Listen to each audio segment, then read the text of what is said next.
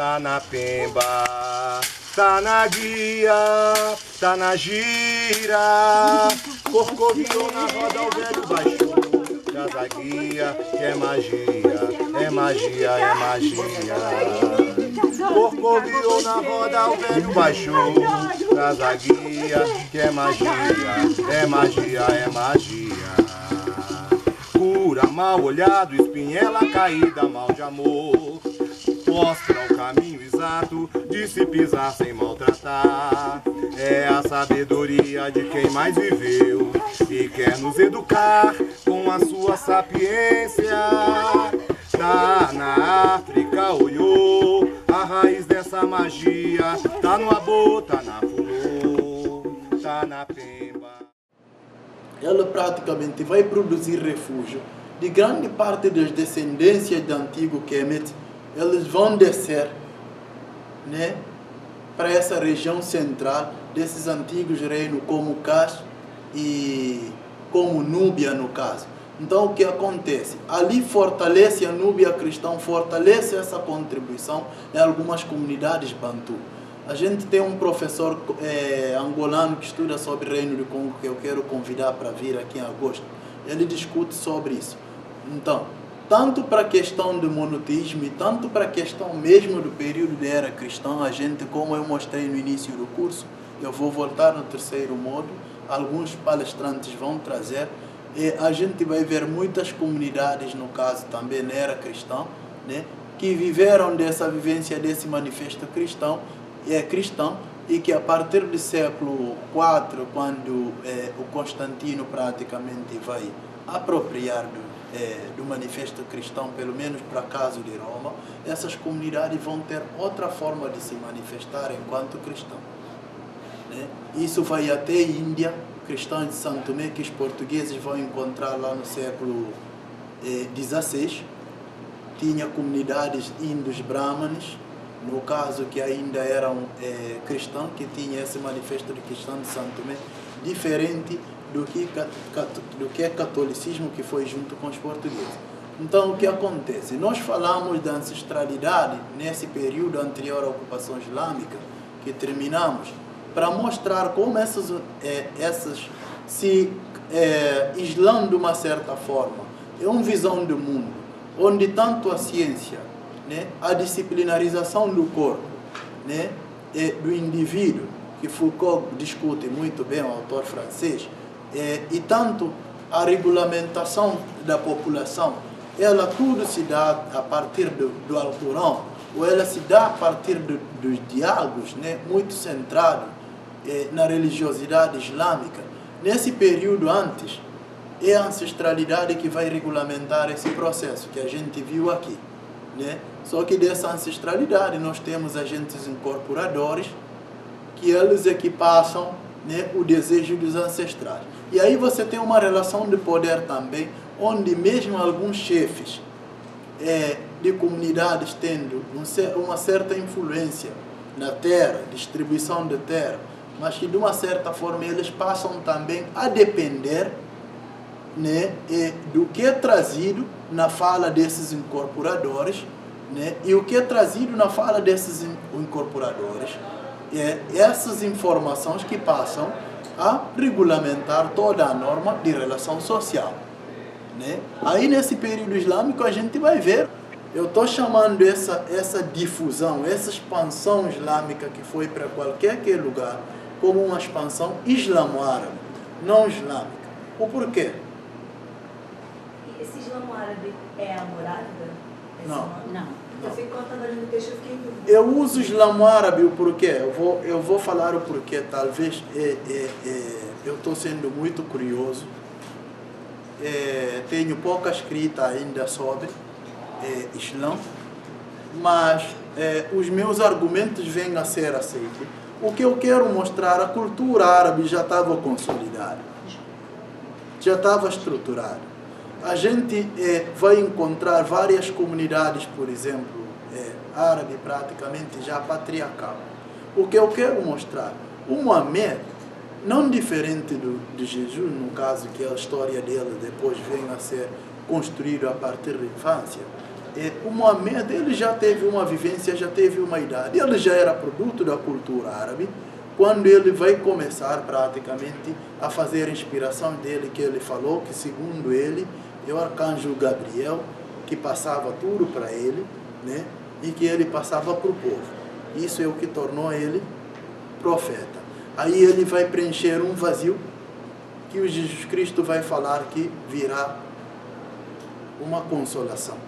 E essa consolação que se entende outrora por algumas comunidades católicas como o Espírito Santo, que não vê um corpo humano, né? E o Mohamed vai preencher desse vazio e ele vai alegar que ele é o último profeta de Deus, no caso. Aí também tem uma questão muito importante, o que o Mohamed vai alegar e o que depois foi alegado pelos califas, o principal responsável, Abu Bakr, que foi tio dele, no caso. Então, ali entra uma questão muito importante. O que eu quero mostrar? Se Islã é tudo o que é dito por Mohamed, que passa a regulamentar, né? Tudo o que é dito para ele que passa a regulamentar as normas corânicas, a gente vai também encontrar o quê? Um homem produto de uma cultura árabe. Né? E outra questão, toda essa difusão também e normatização que vem a ser feita, ela vai junto com a cultura árabe. Então, o que for expandido não é só o que ele traz como inspiração. Eu estou vendo que o que ele traz para o povo, o que ele falou, eu estou vendo também quanto fruto de uma cultura árabe, porque ele veio de um homem produzido nessa cultura. Então, eu quero mostrar. Aí a gente vai ver o quê? A noção das famílias patriarcal que apareceu, que quase hoje se confunde com respeito ao Alcorão, ou seja, um bom muçulmano, numa boa comunidade muçulmana, tem que ter homem no pilar do poder. E isso a gente vai ver anteriormente ao Mohamed na cultura árabe. Então, alguns comportamentos que a gente vai ver, o muçulmano vai ter que comportar, o comportamento social segundo o Corão, também deve à cultura árabe. Então, essa difusão, ele não caiu só do céu. A gente vai ver vários comportamentos árabes que tornou uma hegemonia também nas comunidades que eles vão tornar islâmicos, que eles vão islamizar. Então, eu estou chamando de islamo árabe. Agora, uma questão muito importante também, a gente vai encontrar várias correntes de confrárias, instituições, que a gente vai ver aqui, tanto para o caso da Arábia Saudita e principalmente para o nosso caso, diferentes comunidades locais, que quando chega essa questão de Islã, junto com a cultura local, ele vira outra coisa. Então, a gente vai encontrar algumas comunidades que vão continuar ainda com sucessão matrilinear, não patrilinear, mas que eram árabes, principalmente algumas comunidades de Urubá. A gente vai encontrar algumas comunidades também que, ainda que tornaram muçulmanos, na verdade, eles foram islamizados por outras comunidades que foram islamizados por outros. Então, chegar e falar de Islã vagamente é cometer um certo erro, mas são algumas comunidades que têm um determinado regulamento cultural que de repente tornam muçulmano e não são fiéis ao livro corânico, mas se entendem como muçulmanos. E uma questão muito importante que se vê até hoje na África. Grande parte dos muçulmanos na África Ocidental lê árabe, consegue pronunciar, mas não sabem o que eles estão falando. Ou seja, há um processo de adestração. A pessoa aprende a fazer oração, mas ele não sabe o que isso significa em árabe. Eu comecei a aprender língua árabe, é incrível. O árabe é uma língua muito legal. Você aprende a escrever, você aprende a falar, você até aprende a cantar para depois saber o que você está cantando, o que ele significa, para depois começar a fazer vocabulário. Então eles são adestrados nesse processo. Aí o que acontece? Vem aqueles que entendem língua árabe, que são chefes religiosos, e eles vão interpretar. É uma coisa mais ou menos parecida ao que a gente vê entre fiel e pastor. Mas já no caso de fiel e pastor é um caso um pouco diferente, porque fiel e pastor eles sabem ler a Bíblia. o fiel pode produzir uma reflexão nisso. Só que a reflexão que o pastor produz é o que vale, porque o pastor é o preparado, o teólogo que vai passar essa informação. Então você lê a mesma coisa com o pastor na Bíblia, mas o que você vai interpretar, o que ele vai interpretar vai ter mais peso. Para caso dessas comunidades, alguns fiéis chegam nem sabendo mesmo o que eles estão lendo, eles só vão reproduzir, até a pronúncia vai mudar e vai adaptar com as línguas locais. E praticamente você vê muitas coisas que essas comunidades hoje estão fazendo de regulamento social e cultural, que eles alegam que é a maneira de se afirmar um bom muçulmano. Você vai ver que os muçulmanos de Arábia Saudita não aceitam, e você vai ver que tanto a Arábia Saudita e tanto esses agentes, em alguns aspectos, ninguém está respeitando o Alcorão. Aí as coisas começam a ficar mais louco possível, né? Mas aí então nós pegamos essa fase de século VII até XIV para discutir nessa região como se dá a difusão islâmica, com diferentes particularidades, períodos também com marcos diferentes. E já a partir de 15 a gente vai pegar 14 e 15, a gente vai falar um pouco de reconquista, né? No caso cristão, e a gente vai pegar essa fase da presença europeia a partir do século XV, onde algumas estruturas culturais na Europa já estavam se consolidando enquanto nação moderna, no caso, e como eles vão chegar na África nesse período. Então isso já seria o terceiro modo. A autoridade também tem uma certa autonomia, um projeto nacional não existe mais. O que existe é a gente lá se concorrendo para poder, vai fazer aliança com a igreja. No nosso caso, a gente vai ver muitos chefes religiosos, principalmente isso não é uma característica muito interessante para o caso africano, né? Que durante a independência, o que vai acontecer? Né? A parte urbana, que já compartilhava de uma cultura, em parte europeia também, estudados, eles é que dialogavam com o exterior, né? Em alguns casos, antiga União Soviética e Cuba, né? Para caso de Congo, Haiti, mas mais depois da independência. Então, o que vai acontecer? Desses agentes, junto com a massa rural, que tinha exatamente o conhecimento do quanto a tecnologia do armamento militar dos europeus foi muito evidente, né? Na destruição e ocupação. Então, quando essa parte urbana consegue dialogar com o exterior para trazer arma, eles entendem que estão a apropriar ou aproveitar da elite rural, dos agentes rurais, e a gente rural encontra eles como possibilidade para conseguir arma. Então, o que a gente vai encontrar? Comunidade islâmica, ancestralidade, agentes com uma relação já mais urbana, descendente do avô do rural da ancestralidade, ou do pai que veio para o urbano, ou que veio pequeno, né? Essa etnicidade urbana é muito mais complexo, porque ele não é muito estruturado, né? Entra vários elementos da regulamentação social, aqueles que estão num estágio de processo de urbanização mais avançado, aqueles que estão em menos, aqueles que já são da família católica, ou que vão só para a igreja, mas que na verdade quando tem problema sério eles vão na ancestralidade, não é diferente para os não. Então o que acontece? Junto a essas comunidades, eles vão, o que vai regulamentar, não chegou a ser identidade, mas foram caracterizados como movimento. Os movimentos das independências, né?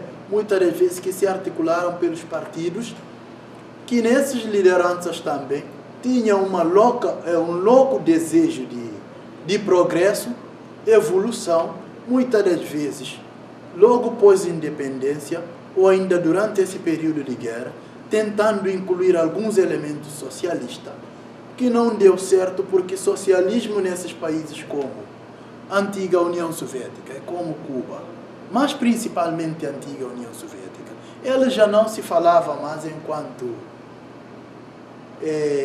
ideia política, que é produto da cultura, que lá na geração dos pais, ou lá na infância dele, de tão forte que esse projeto político ele gerou, produziu uma cultura de relação social. É diferente de você trazer esse elemento político para apresentar numa cultura, nos agentes que já têm uma cultura consolidada. Então, essa relação é importante a gente entender. Quando falamos, o Maurício é socialista, ele compartilha com ideais do princípio político socialista ou ele é produto de uma cultura socialista? Então, é importante a gente entender como alguns partidos tentavam também. Mecanismo de escolas que alguns partidos vão propor em tempos de guerra e logo pós-independência são modelos revolucionários, entre aspas, mas que estavam trazendo também alguns princípios socialistas e que não vêm a dar certo rapidamente, vai ser substituído por projetos da Unesco, de Unicef, que veio junto com esse programa liberado. Então, qual é a questão muito importante?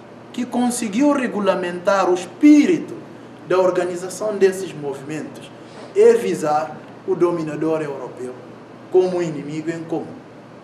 Então, os agentes que estavam em conflito, que lutaram particularmente contra diferentes colônias europeias, nesse período independentista, que se deu notavelmente a partir dos anos 50, início de 50, né, mais fortemente início de 50, através de uma luta partidária, né, marcada por uma questão das revoltas operárias, né, dos anos 50 até praticamente 75. Né? Então, o que a gente vai encontrar agora? Há partidos que vão se consolidar já, movimentos a partir dos anos 40, 45, mas caracteristicamente 50 vai trazer, né, um marco nesse processo. Então, o que a gente vai encontrar? Vendo esse europeu como inimigo comum, que venceu e ocupou diferentes comunidades, ele desarmou essas lideranças que também entravam em contradição. Não estávamos a falar da Guiné-Bissau, não estávamos a falar de Senegal, estávamos a falar de diferentes comunidades, cada um lutando. E uns lutando contra muitas comunidades islâmicas também, que eu falei da característica, vou mostrar agora a diferença da organização, que já produz outros agentes sociais. Nesse caso, são desarmados durante a ocupação europeia, que se consolidou a colonização. Em alguns aspectos, tem países que vai iniciar lá nos anos 20,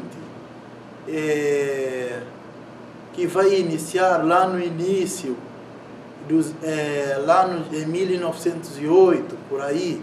Mas o que acontece é incrível que a gente vai ver caso da Guiné-Bissau, por exemplo, até 1935 portugueses pagavam ainda arrendamento de terra em alguns lugares. Então, essa colonização também, o que a gente está discutindo, é ocupação territorial ou é uma produção cultural. É importante a gente ver que se essa colonização é um processo efetivo, então não teria mais algumas línguas faladas nessas regiões que não seja português ou inglês. Então é importante também a gente discutir detalhes dessa Só uma perguntinha, exatamente. Digamos assim, esse arrendamento, essa ocupação, porque quando você ocupa, né, você tem um propósito. O primeiro propósito seria econômico, né, quer dizer, de produção de alguma especiaria e importação, um pagamento de um pedágio e, ao mesmo tempo, uma troca cultural, que seria uma troca cultural, pelo menos pela elite, né, a elite pensante.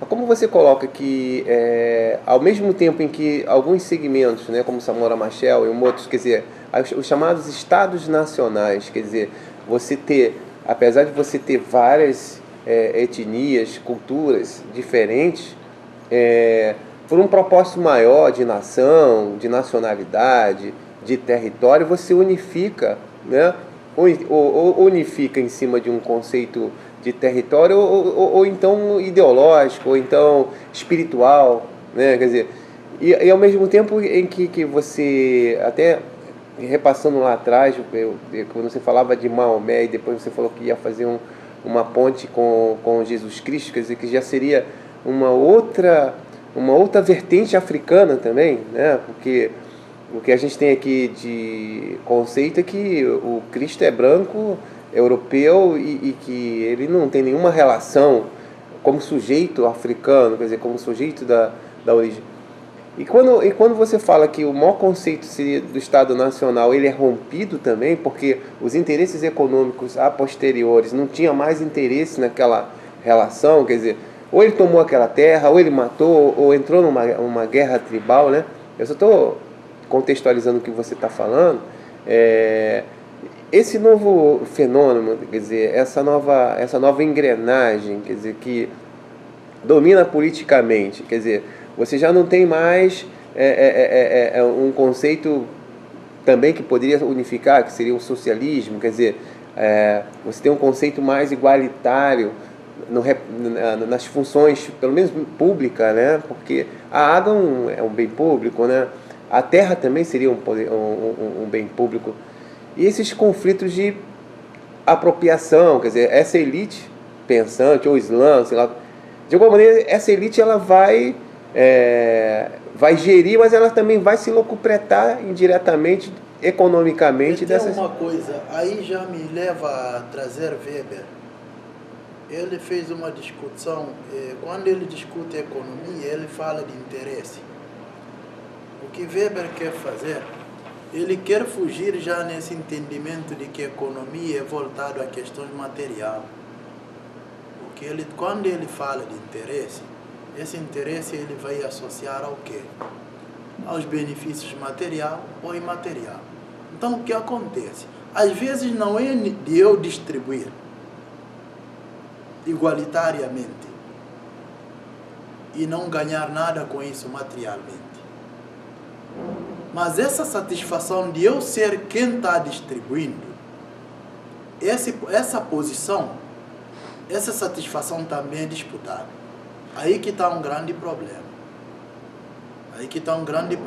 A questão não é só distribuir igualitariamente, mas essa elite que vai ser a gente que vai distribuir, praticamente eles passam a ter uma atribuição social, né? Muito importante. E essa atribuição social, muitos querem para eles. Então, essa é uma questão que se discute, independente do bem material. Né?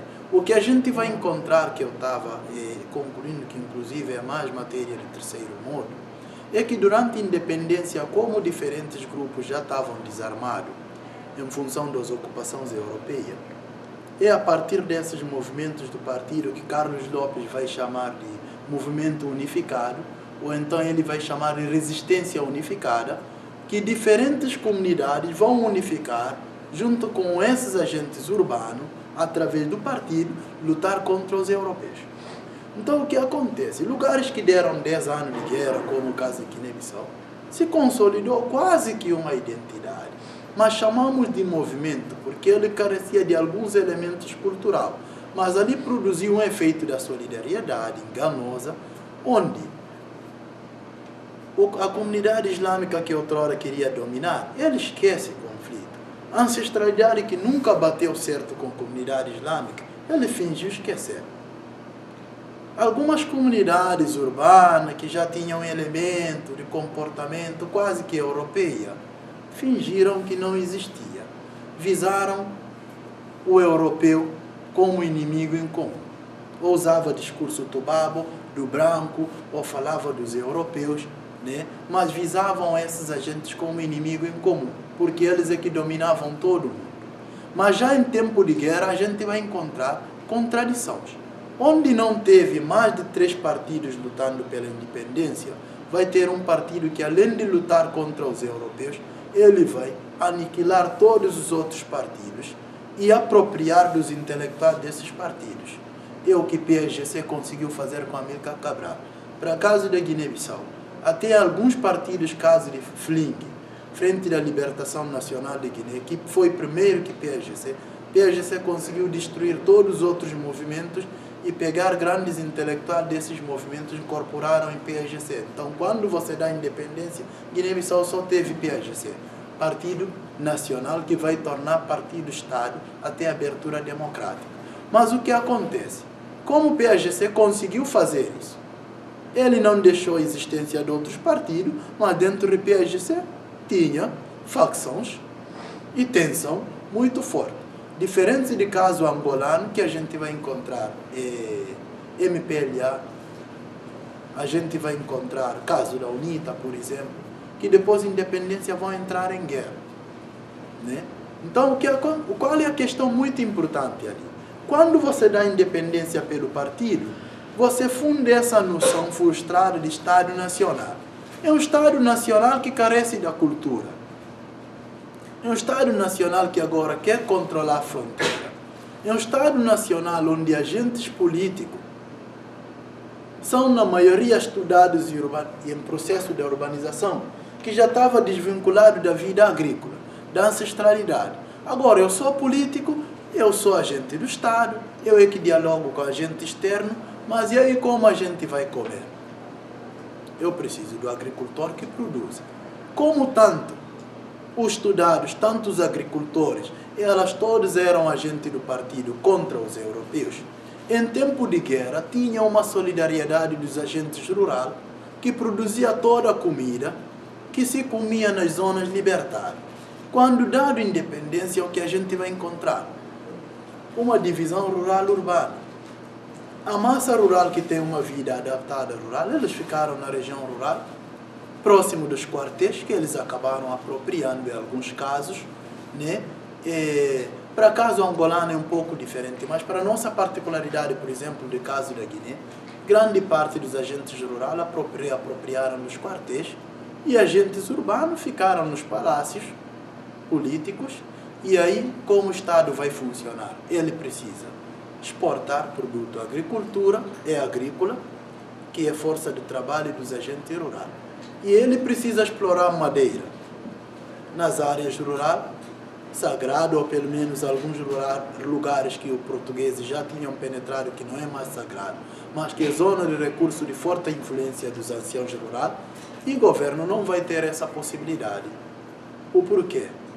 Porque, de uma certa forma, nessas ideais rurais da ancestralidade, eles não entendem o porquê um homem não pode ou não deve produzir agricultura. E por eles é um viés de vínculo com os ancestrais. E como eles já haviam sentido gosto também do quanto o trabalho deles é importante para a produção de exportação na época de ocupação e poder colonial, o que acontece? Eles vão entender também que agente urbano, na realidade, vão reproduzir o mesmo que os colonizadores fizeram. Porque quem não produz agricultura para essas comunidades é agente marginalizado. Então, o grande problema que a gente tem nessas fases, logo depois da independência, é que o Estado também ele não tinha como apropriar desses recursos ambientais e nem da produção agrícola, porque ele queria comprar a baixo preço em algumas comunidades que já estavam inseridas no mercado e ele não vai conseguir. Em alguns casos da Guiné-Bissau, nunca foi possível você conseguir usar a força militar para oprimir a população, porque os militares têm mais afinidade com a massa rural. Então o Estado rapidamente vai viver independência externa. Então é muito importante a gente entender. Mas qual é a questão? Mesmo assim, o Estado continua tendo um certo monopólio, porque ele é que determina quem é o estrangeiro. Ele não tem total controle dentro das relações locais, mas ele consegue controlar quem pode entrar de fora e quem não pode. Isso dá um crédito político. E para o Estado contemporâneo, moderno e contemporâneo, o que vale no caso é a política, né? Quem controla a política. Mas qual vai ser uma questão muito importante? Esses partidos-estados passaram a ter um certo crédito de poder. Com a abertura para a democracia, o que vai acontecer? Eu posso ter poder político, mas para eu manter no poder, eu preciso de eleição. E para eu vencer a eleição, eu preciso de quem vai votar. E para a pessoa votar para mim, ele tem que concordar comigo. Como essa pessoa culturalmente é regulamentado por um chefe rural islâmico, então o chefe dele que diz para ele se o candidato é bom para os muçulmanos ou não é bom. Só então, uma pergunta. Quando você está falando de partido de Estado, você está falando, né, um conceito de o partido único, quer dizer, o partido único. Seria um partido da classe operária, seria o partido dos trabalhadores, que na medida em que você assume o Estado, quer dizer, que você é o próprio Estado, porque os elementos do partido é quem nomeia as funções de Estado, E ao mesmo tempo, quando você rompe com essa questão internacionalista, que seria uma visão, eu tenho claramente meu inimigo europeu lá que está aqui, quer dizer, eu apontei para ele lá. E as outras contradições, como você falou, a gente não vê, né? Os conflitos não vê. Mas quando a gente parte já para um conceito de democracia, como você está falando, quer dizer, teriam partidos, disputas políticas, quer dizer, o conceito de partido único não teria o pluripartidarismo, quer dizer, ao contrário. O que a gente vai encontrar nesse caso são algumas questões importantes. Eu estou falando desse período da liberação econômica, que o partido é ali que ele partido-estado começa a perder suas. Esse seria o segundo momento. Primeiro momento é a ruptura rural-urbana, que gerou crise econômica nessa elite partidária do Estado. Segundo, com a liberação do comércio, o que acontece? Aquele monopólio total que ele teria de quem entra para comprar e de ele ser o único comprador possível para o produtor rural vender o seu produto. Com a liberação econômica, ele perde, né? Esse peso. Ele perde esse peso. E o terceiro momento, ele torna um chefe autoritário, né? Praticamente o soberano. Aí tem uma questão muito importante. Todos os cargos do Estado são cargos de agente do partido. E tornar funcionário do Estado, militar no partido, é quase requisito para tornar funcionário público. Você tinha que ser militante do partido. Não era qualquer cidadão, ou seja, até porque como era Partido Salvador da Pátria, você tinha qualquer cidadão, era militante, visto como militante do partido. As bandeiras do partido é a bandeira do país. Então, o que vai acontecer? Com a abertura democrática, você faz o quê? Esse poder que o Estado tinha, autoritário, agora ele vai dividir com algumas comunidades rurais. Isso é uma questão muito importante. Ele vai dividir com uma comunidade rural, que é um Estado já praticamente quase falido economicamente, já dependente. O poder político que ele tinha, ele vai perder. Então, agora, o que vai acontecer? É muito importante a gente entender. O poder político, ele não é mais aquele que controla, mas ele passa a ser o portador dos interesses daquele poder rural, onde a economia se capta. Então, ele passa a ser, além de porta-voz da regulamentação de interesse entre as forças externas e as forças locais, ele passa a depender daquele grande chefe islâmico para manter no poder.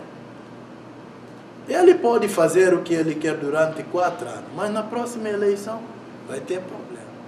Então a gente vai ver para caso de excisão, né, das meninas, fase da adolescência, que é caçado pelas Nações Unidas. A gente vai ver caso de uma outra questão que não seja excisão, para caso senegalesa dos meninos talibã, que são explorados por alguns chefes corânicos para mendigar na rua. Estados não vão conseguir resolver esse problema tão fácil, porque esses problemas são regulamentados pelos chefes religiosos. Mas o que a democracia vai fazer também? Grande parcela da população que não estava inserido no processo político, eles passam a ser inseridos na votação. Então, se eu tornar candidato, eu vou forçar que o meu povo se insere o máximo possível no sistema de votação, para que eu possa contar com esse voto. Então, é essas concorrências de poder político que vai inserindo as pessoas. Só, por exemplo, o Olof. Um Olof concorrendo à eleição, muitos Olof vão ter que votar para apoiar ele. Aí você reforça disputas étnicas, que não é mais, quando não é mais pela arma, é ideologicamente, e vai responder nas urnas disputa religiosa ou de afinidades entre diferentes bairros. Então é muito importante a gente ver como vai dar essa relação de poder durante esse período.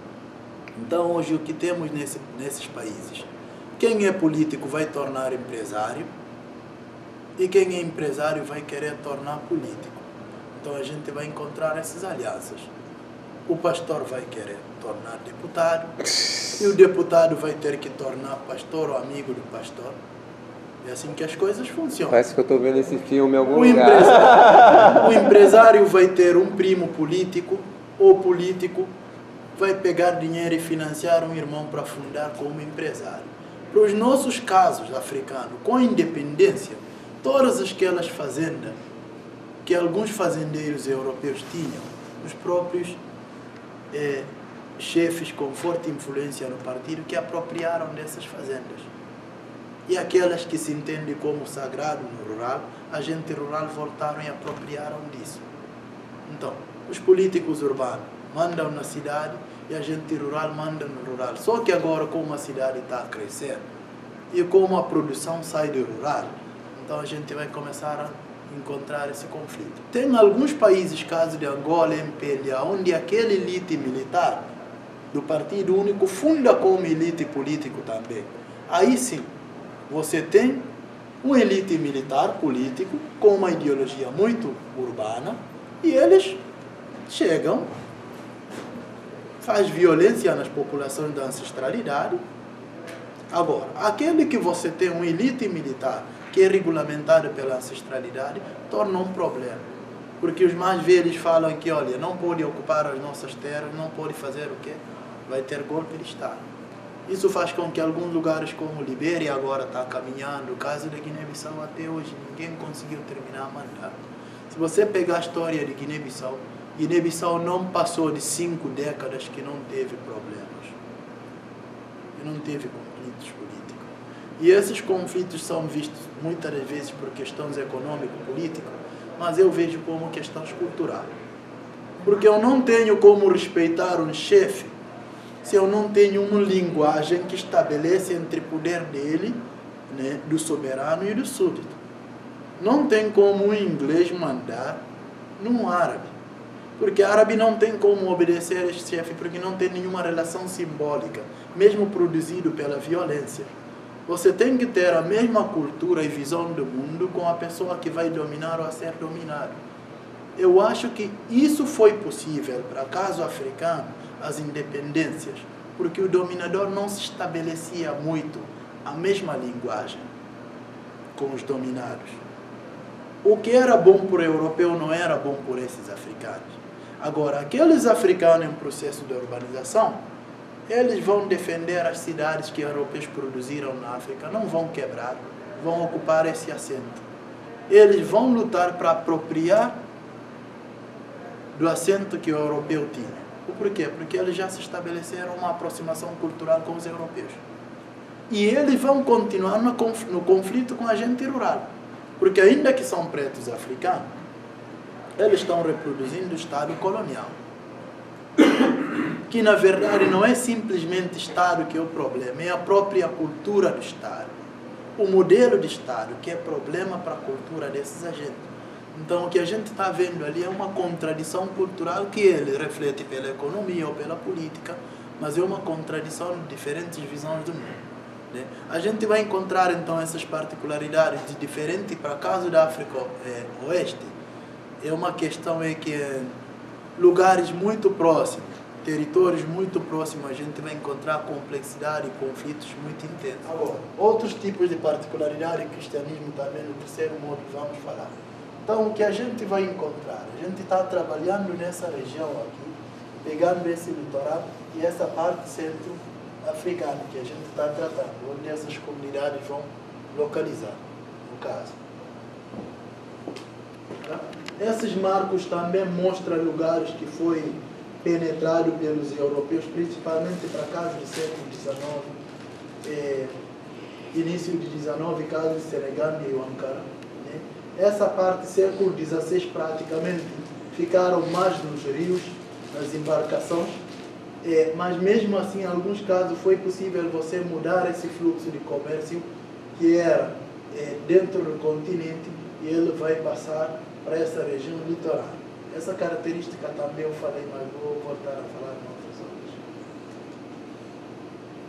Então, sobre o Alcorão Sagrado, eu mandei já algumas questões sobre o Alcorão. Os muçulmanos, eles em nenhum momento tiveram o problema de entender que Maomé é simples profeta, tem mãe e tem pai. Né? Ele não é Deus, não é nem encarnação de Deus na Terra. Né? Ele é simples cidadão que depois, pelo arcanjo Gabriel, começou a aspirar. A única questão muito importante também com relação ao Mohamed. Essa questão sobre os cristãos católicos, que ele vai negar a Trindade, ele nega a Trindade, né? Nega que Jesus é Deus, aceita que Jesus é Filho de Deus, aceita que Maria engravidou sem ter namorado com homem, que eu já rejeito, né? Eu não consigo entender isso, como isso funcionou, mas está vendo, naquela época tinha milagre. Então, mas aí uma questão muito importante, o próprio Mohamed, ele também tem um certo respeito e ele se considera cristão.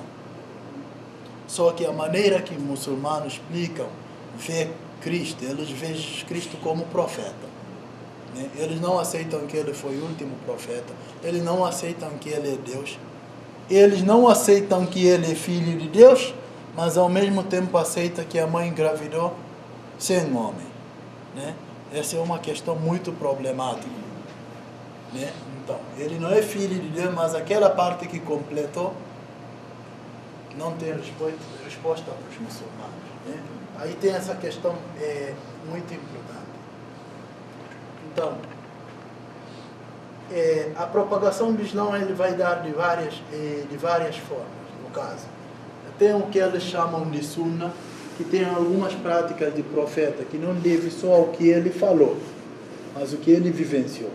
Então, Sunna, é através de Sunna também, que quando o que foi escrito por Alcorão num contexto do século 8, não dá mais num contexto árabe do século 21, é Sunna que vai regulamentar. Porque aquele que está escrito aí no Alcorão, você não pode mexer. Mas como o Sunna é mais cultural, então é através de Sunna que eles vão chegar e fazer ajustes. Então a manipulação se dá através desse processo de Sunna, né? No caso, ali eles vão alegar que um muçulmano tem que seguir o livro sagrado, mas não vamos ver nem na cultura árabe pessoas seguindo fielmente o livro sagrado, né? Mas eles passam a ter o livro sagrado como livro, no caso que vai regulamentar os países islâmicos, Estado islâmico, que vão ser também produto dessa cultura, que se afirmou enquanto Estado, enquanto agente que vai regulamentar, né? Não é mais Alcorão. O que tem é tradução de Alcorão e interpretação de Alcorão, porque eles entendem que tem palavras na árabe que não tem tradução direta em outras línguas, que muda de sentido. Então, Alcorão escrito em árabe nunca vai ter o mesmo valor que o Alcorão escrito em português. Aí também há um certo monopólio, né, nesse aspecto. Então, para ser muçulmano, você deve lidar com língua árabe, você deve lidar com algumas culturas que é produzido através dessa cultura, então através do Alcorão. Alcorão ele traz modo de costume, de governar, regulamento jurídico, de uma certa forma econômica. Ele não cobra juro. Você vai no banco, pega dinheiro, trabalha e depois devolve. De uma certa forma. A taxa que você deixar, pela boa vontade, você deixa para aquele que precisa. Então, isso é importante também a gente ver modelo econômico islâmico é pouco falado e pouco explorado. Se comparar com o modelo econômico judaico, que reflete no modelo econômico que a gente tem. Glorificar Deus que foi bondoso com a produção dele. Então, além de ele te motivar a trabalhar muito, ele te motiva também a dar parte de produção para Deus. Mas como Deus está no céu, ele que vai transportar esse produto fica para ele. E ele fazia o quê? Ele tinha dívidas dele que inseria esses produtos no mercado. Então esses chefes, alguns chefes comerciantes viraram grandes chefes religiosos, que viraram grandes chefes militares, né? A gente vai encontrar vários chefes que vão acumular esses tipos de atribuição. Eles tornam chefe e têm facção militar deles, né? E tem diferentes tiernados, pequenos professores na grande instituição deles, e eles vão ter mercadores deles. E praticamente, para um mercador chegar e dizer esse é produto do fulano, ou relacionado à escola de tal fulano, é comprado.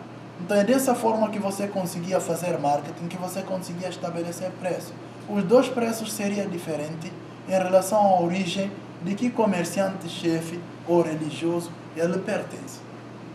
Então, é dessa forma que ele explorava. E produtor alienadamente também, ele quer mandar o filho para aprender Islã. O filho vai lá, aprende Islã numa grande instituição e ele tem que abastecer, é como internato. Ele tem que abastecer. Até hoje isso funciona. Essas escolas chamam de madraça.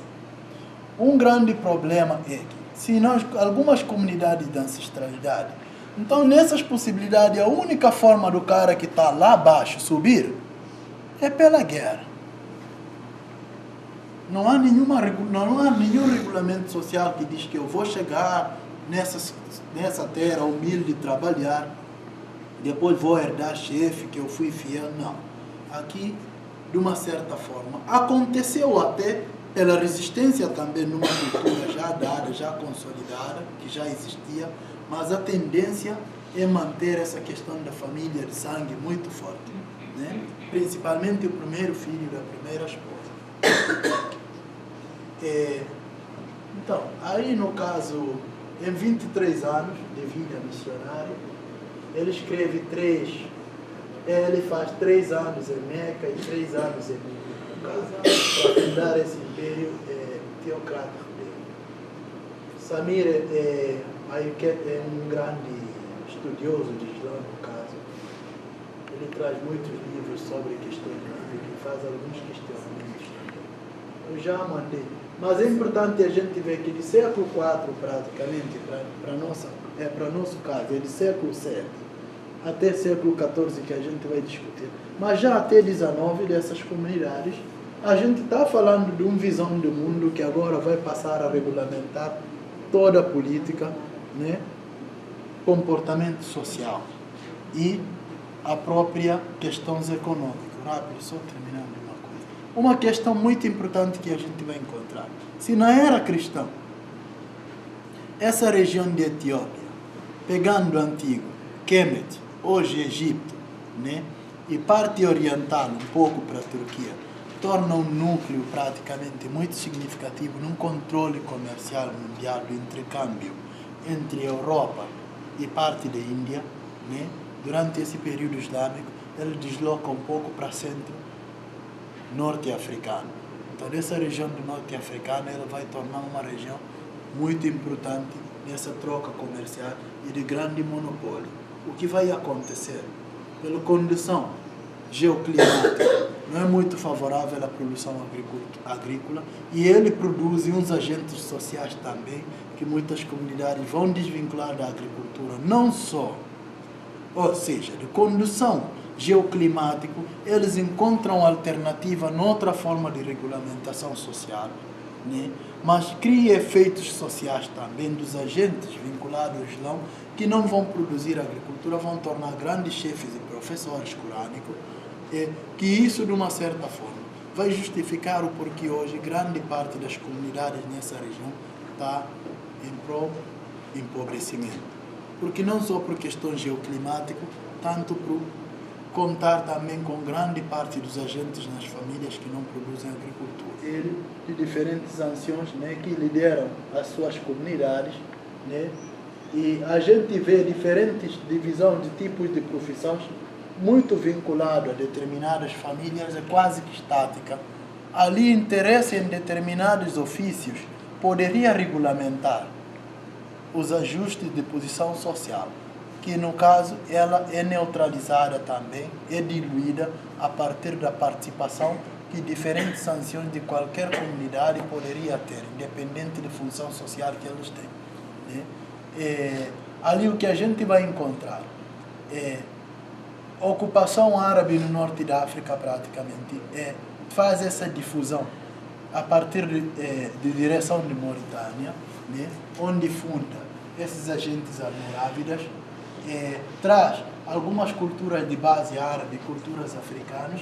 Ali a gente vai encontrar diferentes chefes tauregues, uma das identidades dessa região, principalmente de parte dos almorávidas, né? Que outrora reivindicavam a cultura árabe, ou então reivindicavam alguns elementos dessas culturas locais. Aí a gente vai encontrar, no caso, o comando de Abu Bakr, nessa região. Ali eu não estou tratando do tio de Maomé, do outro Abu Bakr, que foi um dos principais chefes dos Almorávidas, santo ou discípulos de profeta. Esses são alguns nomes que encontramos no Gonçalves, né? Ou eles fiscalizavam também quem era bom muçulmano, no caso desses marabus, tinham alta categoria social, eram letrados, né? Maioria de origem praticamente mauritaniana, no caso, almorávida, dessa origem, e tinham uma boa prática islâmica, no caso. Ou seja, nesse período, quem tinha escola corânica era alguém, né? Nessa nova conjuntura social que se produziu durante esse período. Não é por acaso que recentemente Tumbuktu foi considerada a primeira universidade moderna. Eu tenho problema com essa, ainda que é africana, eu tenho problema com essa divisão antigo e moderno. Porque até hoje na nossa área de engenharia ainda temos dificuldade de entender como as pirâmides foram construídas. Então, se somos tão modernos assim, é problemático entender o antigo como problema. Essa divisão antigo e moderno, eu vejo isso como problema. Mas, de uma certa forma, a Universidade de Tumbuktu foi um exemplo de como se dava essas instituições, né? Tinha algumas escolas em casa, marabus na casa dele, grandes escolas, instituição. Outrora, eles mandavam também para essas universidades. Não era qualquer um que mandava o filho, tinha que ser um grande comerciante, chefe religioso, no caso. E melhores alunos também que iam para o norte da África, Egito, no caso. Dificilmente para a Espanha, ou a própria Mauritânia também. E saía gente de Espanha também para aprender, no caso na África tem muitos estudiosos da Espanha muçulmana que estudaram a partir do continente africano, no caso. Mas ali produz uma identidade também, Espanha e essa região africana, que praticamente era mais similar culturalmente do que se comparar a esses africanos dessa região para a África do Sul, por exemplo. Foi através de guerra? Como é que se estabeleceu esse poder? Você está descrevendo já um poder estabelecido nessas regiões. Como é que aconteceu essa entrada? Assim, Se deu pela guerra. Porque o que eu estou fazendo aqui, na verdade, eu estou trazendo algumas categorias que a gente vai discutir lá na frente. Eu estou preparando já algumas categorias que eu vou repetir falar quando eu falo do marabu, uso esse nome, eu vou falar do poder, como se estruturou, como se deu essa difusão. A gente já vai ter isso, no caso, em prática, para poder facilitar. Mas se deu em função de guerra, mas não só pela guerra, se deu também em função de alienação e outros mecanismos, principalmente comércio. Comércio é um dos processos que inseria mais agentes nessas comunidades, né, na religião muçulmana. Porque para você participar dentro desse processo de comércio, vender seu produto e comprar certos produtos, teria que ser muçulmano. Essa era uma das condições. Então, talvez muito mais do que a guerra, né, no fator de conversão, no caso, culturalmente, se dá através do comércio, né, de participação nesse processo. É o comércio que vai difundir o Islã nessa região mais significativamente. E esse casamento Islã-comércio, ela fortalece não só, no caso, a religiosidade, mas fortalece também o comércio local e torna essa região praticamente uma região muito rica em função desse processo, porque ele passa a tornar um pulmão, né, de controle do comércio de todas as transações que vinham da Europa, passava pela Espanha, pega essa região do norte, ou então que passava pegava parte de Índia também. Uma estratificação muito forte, mas não tem mundialmente um único chefe. Tem chefes que têm poderes, que chefiam outros chefes, que têm relações, mas não tem um chefe único, por exemplo, em figura de Papa, que, digamos, todos os muçulmanos deveriam obedecer mundialmente, né? Ali a gente vai encontrar já algumas instituições que a gente vai abordar lá adiante, animistas no caso, maurilismo, então, mouros, que é um tipo não só da identidade, mas um tipo de confraria institucional. Eles vão ter regulamentos diferentes, isso tudo a gente vai falar lá na frente. A gente vai encontrar Tijania, Kadíria, que tem uma origem asiática e muito compartilhada nessa região.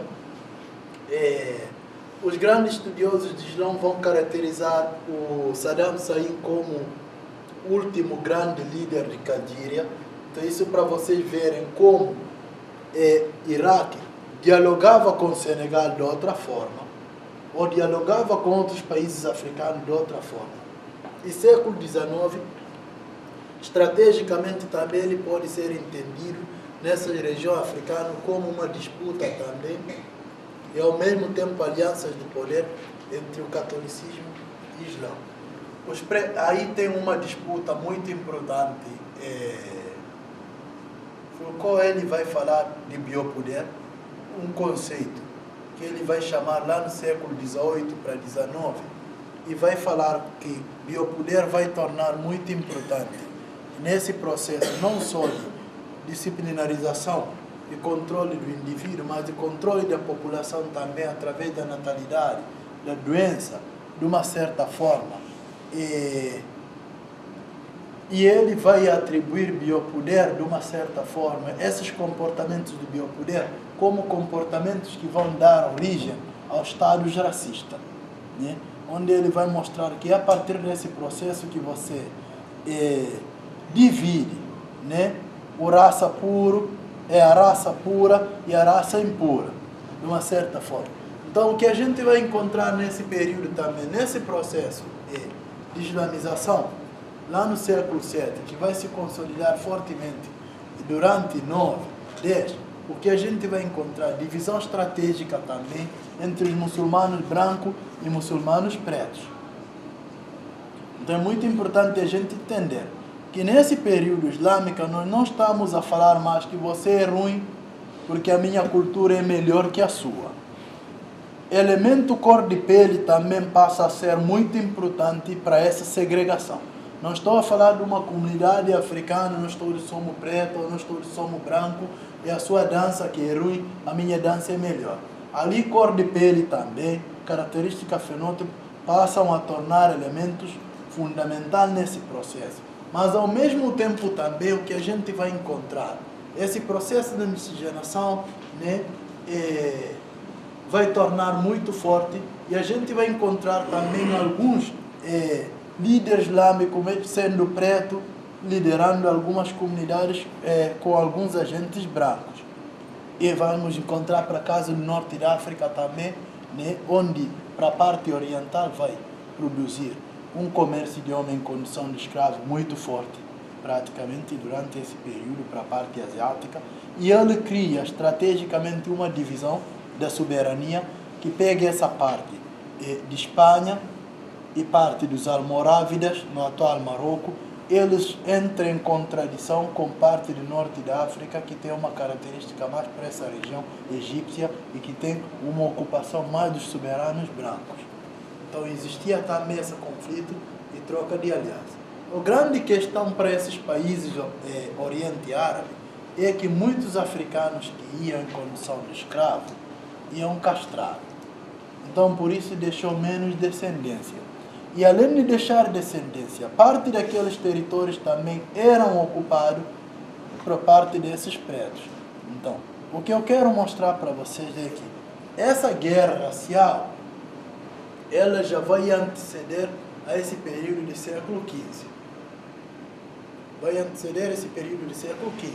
Agora, a guerra que se dava entre o branco cristão e o branco muçulmano é uma guerra também racial e cultural, porque as características fenótipo, mesmo quando o cor de pele é similarmente branco, penteado e maneira do cabelo, do olho, traço era diferente. Também é racial, mas mais cultural. E essa característica racial, o que eu quero mostrar com isso, que tanto no conflito com as comunidades islâmicas e tanto católica, além de ser cultural, contra essas comunidades africanas também é racial.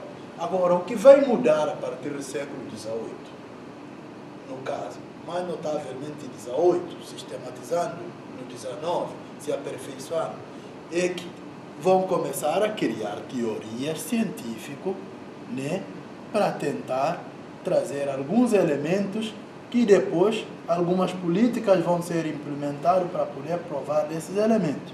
Então eu chego e eu falo que a minha cultura é melhor. Aí tem uma questão da discriminação racial e discriminação etno-racial, né?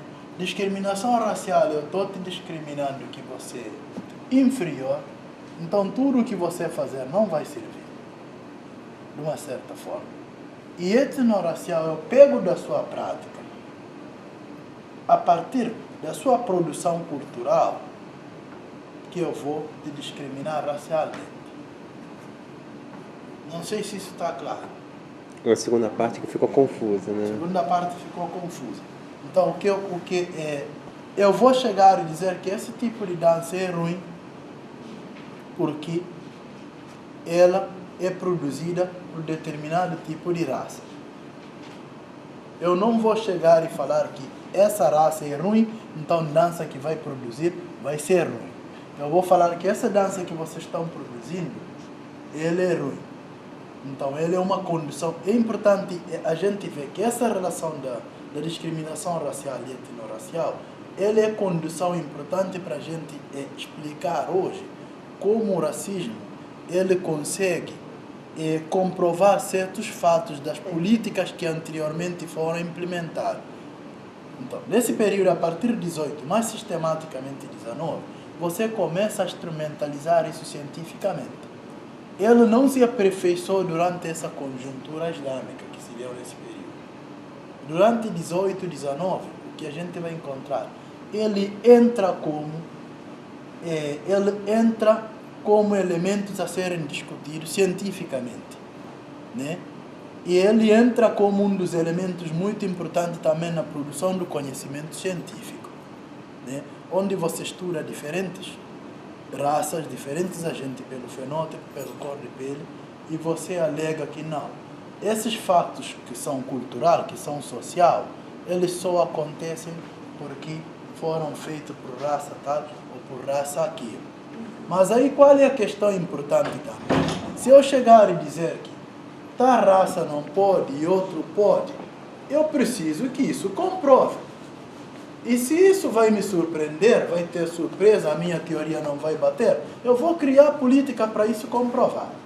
Então eu tiro essa parte na escola, eu boto outra parte na escola. Só um exemplo.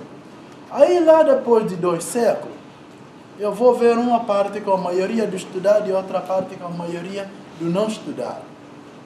Mas nessa geração já depois de 1 século, 2 séculos, aí sim, as crianças que nascem vão ver socialmente que na realidade um grupo é estudado e outro grupo não é estudado. Por exemplo, aí a partir desse momento você consegue estatificar determinadas práticas de determinados agentes. De você, por exemplo, é muito comum você chegar numa geografia de ocupação e ver ali 90% é doutorado. E você chegar numa geografia e ver 80% é pobre. Então isso é quase que essa cultura, essa prática cultural é como se ele já é naturalizado. Ela passa a se naturalizar na percepção das relações, no caso, psicossocial. De você ver e ver essa raça, no caso, entender, mesmo quando tem uma noção de que não é biológico, você entende que é biológico. Isso é produzido através desse aspecto. Então, ali o que vai acontecer, por exemplo, eu posso dançar e você pode dançar. Mas o que você é, dentro dessa conjuntura política, ele faz da sua dança ser considerado melhor que a minha, independente da dança. Mas quem vai dançar? Então, se você dançar, por exemplo, balé e eu dançar balé, não é balé que está em causa mais, é quem vai dançar. Essa discussão é muito importante. No caso francês, ela foi discutida e ela é levada para o campo da arte. Né? Quando procuraram entender o que era arte, o que definia um artista melhor em relação ao outro, é o que estava sendo pintado, ou é a posição social do artista, ou é porque o artista já tem toda uma sociedade já que lhe aceita, né? Então são questões muito importantes. Você vai diagnosticar doente de maneira diferente da ancestralidade. Ele diagnostica de maneira diferente, né? Mas ele traz esse elemento também espiritual, no caso, e ele justifica essa doença de maneira diferente.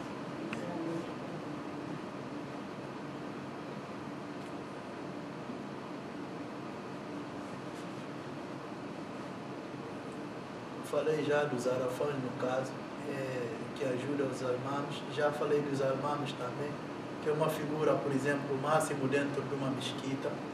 Ele é consultor espiritual e jurídica, que é uma coisa que nessas comunidades islâmicas não teve muita reforma. Grandes chefes jurídicos, eles passam a ser chefes também espirituais. Ou seja, nessas comunidades eles vão pedir no Almami conselho do que fazer, Almami vai fazer justiça e Almami vai usar a lei de Deus segundo Alcorão no caso. Falei dos arafãs, dos Deus no caso, que vai regulamentar também essa orientação no caso de educação religiosa. Aí o fodeu já diferente da Almami, ele não é a pessoa que vai dar aula, não. Ele é um pouco superior ao Almami, ele é a pessoa que vai regulamentar junto com os alhos, regulamentar a norma institucional. No caso, os Almamis vão cumprir no mesquita. No caso de Wali, que eu já falei. As famílias dos Walis, eles costumam ser vistos como pessoas inteligentes e importantes socialmente. E o Alio sempre tem resposta. Olha isso, eu posso comparar uma mal comparação aí com a questão do clero católico? Isso seria um clero muçulmano? Seria. Essa instituição dos bispados, no caso, eles é que vão regulamentar todo o processo. E padre, praticamente, ele só dá continuidade numa coisa que já é estruturada. Né? Mas esse regulamento, no caso, esses agentes que vão fazer. Judeus, no caso, participam como guerreiros. A gente vai encontrar já casos dessas comunidades chamadas judeus, são na maioria mestiços, no caso, ou que vieram do norte da África, ou dessa descendência islâmica. Eles são adaptados a vários tipos de práticas de profissão. Aí são algumas confrárias com diferentes métodos, no caso de ensino e tipo de oração e centralidade também. No nosso caso de Kadiri, a grande parte das comunidades como Mandeu, Olof, Sussu, né, a gente vai encontrar com essa característica. E Tidjania para casa do Chulbe, ou seja, nessa nossa região, Kadiri e Tidjania vai ser uma das confrárias mais importantes. Agora, dentro de Tidjania e dentro de Kadiri também, vamos encontrar outras confrárias diferentes, conforme as instituições de diferentes chefes corânicos, no caso. Para a Casa do Norte da África operou mais a Sinúcia. Ali Kadíria, no caso, que vai ter sede na Índia, Indonésia, Turquia. Isso nos ajuda a entender também que de século VII, praticamente até esse período, de 14 e 15, o mundo não estava isolado, né? Já existia um diálogo intercontinental muito forte, né? Turquia dialogando com essas regiões africanas, né? Através desse processo de troca, regulamentação religiosa, no caso, comércio. Tá na Pemba, tá na Guia, tá na Gira, Corcoviou na roda o velho baixou, traz a guia, que é magia, é magia, é magia. Corcoviou na roda o velho baixou, traz a guia, que é magia, é magia, é magia. Cura mal olhado, espinhela caída.